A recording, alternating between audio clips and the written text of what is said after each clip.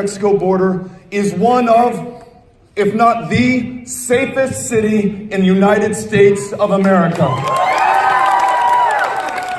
Safe, secure, strong, successful, not in spite of the fact that we are a city of immigrants, but I would argue because of the fact that we are a city of immigrants. If we think about it, those El Pasoans, tens of thousands, a quarter of those with whom we live, were born somewhere else, chose us, left their home, their comfort, their language, their families, their nation, because they were called to us. They wanted to get ahead, they wanted their kids to get ahead, but they also wanted to contribute to our shared success. And their very presence makes us that much stronger, that much safer, and that much more likely to be successful. We lose sight of that and the fact that we are comprised of asylum seekers and refugees and immigrants the world over for as long as we have been a country. We lose sight of that at our own peril. And when we do, this is what happens. We greet our fellow human beings who are leaving the deadliest places in the Western Hemisphere, some of the deadliest places on planet Earth, whose own governments can no longer protect them, and most importantly, the lives of their kids. There's no other explanation for what would compel you to scoop up your baby girl, your little boy, and walk 2,000 miles. If you are lucky, you are atop, not inside of a train known as the Beast or La Bestia, to come here to this country, our front door at the Texas-Mexico border, penniless, not knowing the language, not having a friend in sight, just wanting to get that little kid of yours the help that they need, seeking the salvation, the refuge that this country has promised to the tempest-tossed and those who have no home for as long as we have been a country. And at that most desperate and vulnerable moment, this is what we have done to too many.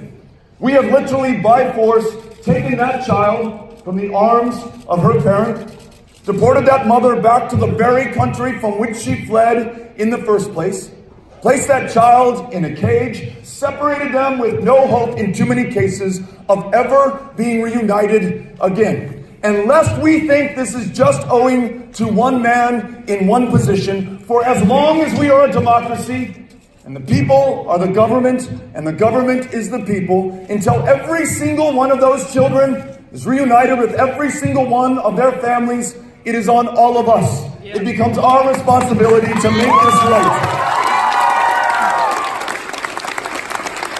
I want us not only to honor our own asylum laws, which this president is failing to do. I want us to rewrite our existing immigration laws in our own image, in the image of our communities, yours and mine alike, reflecting our values, the reality on the ground, and our own self-interest. We could begin by freeing every single one of the more than 1 million dreamers from any fear of deportation.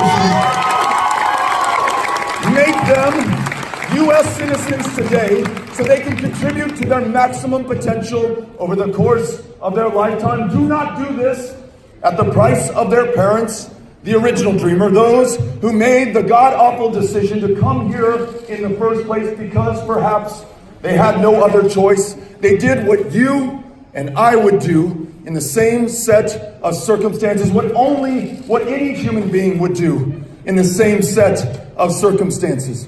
Let's make sure that the more than 11 million undocumented people in this country, very often working the toughest, the most backbreaking jobs that no one born in this country can be found to work, are able to come out of the shadows, to get right with the law, by that very act making us safer and more secure, knowing exactly who is in our communities, and also ensuring that those who already contributed so much can continue those contributions, ultimately as U.S. citizens in the greatest democracy this world has ever known. Are you with me on this?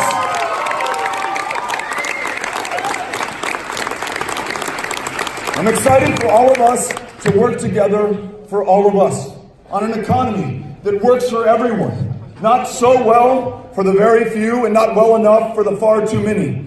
I'm meeting school teachers, educators, school bus drivers, cafeteria workers, custodians, those who are responsible for the education of our children and the welfare of this great country going forward, who are working 2 and 3 jobs just to make ends meet, when before them they have the most important job, unlocking a lifelong love of learning within every single child before them. I want them focused on that. I want them paid a living wage. I want every working American to know that we've got their back, that they can earn a wage that allows them to live with dignity, to focus on their kids in their homes, and to provide for the generation to come.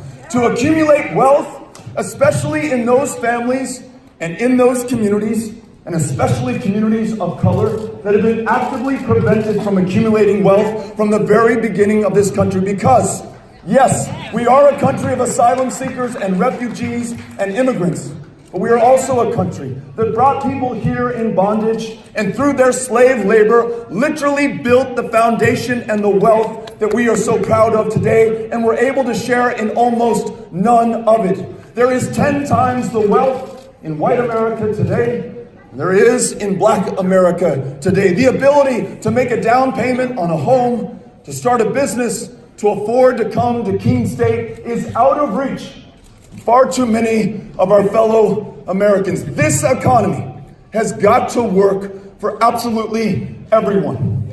We've never had this deep a division between the haves and the have-nots.